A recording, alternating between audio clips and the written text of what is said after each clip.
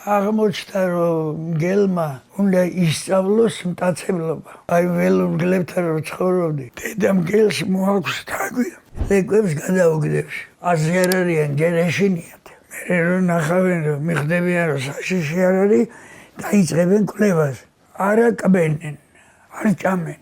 ერთი რომ წავლებს თამაშის ობიექტი ხდება ეს თაგვი. მეორეს უნდა რომ წაართვას ეს პირსავლებს, ისიც პირსავლებს და გაგლეჯენ. აი როგორც კი სისხლის შუს გაიგებენ, მაშინ ჰოპ და შეჭამენ. და იმ მომენტიდან ხდება მტაცებელი. შემდეგ უნდა ასწავლონ ვიზე უნდა ინადიროს.